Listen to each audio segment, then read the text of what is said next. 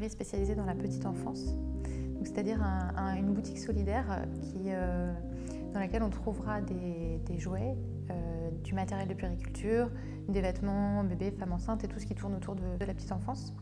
Donc, ce sont des objets issus du réemploi, c'est-à-dire de dons de particuliers ou d'entreprises.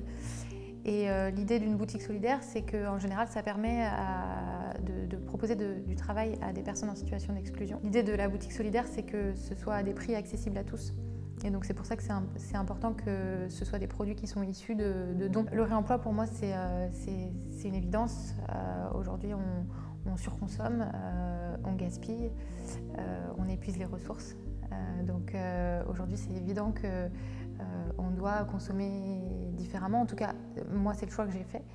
Et j'ai envie de proposer des solutions pour les personnes qui auraient envie justement d'acheter pour cette période qu'est la petite enfance où on a tendance à beaucoup acheter et à avoir beaucoup de cadeaux neufs.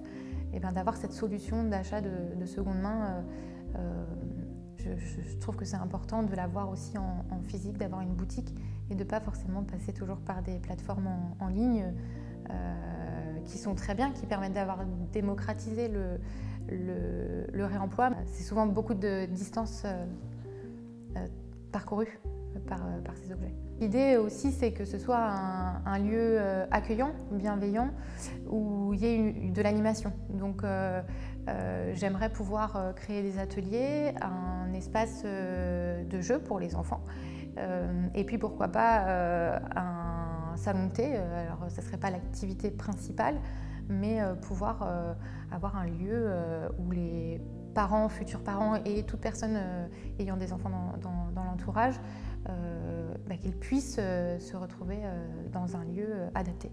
J'ai à cœur de créer un lieu qui permettrait de faire passerelle entre le sujet de la parentalité et de la petite enfance que j'ai découvert avec l'arrivée de ma fille, donc, qui a 2 ans, avec le sujet qui me touche depuis longtemps de la préservation de l'environnement et de nos ressources, et de transmettre ça, c'est-à-dire qu'on puisse prendre collectivement conscience de l'impact qu'on a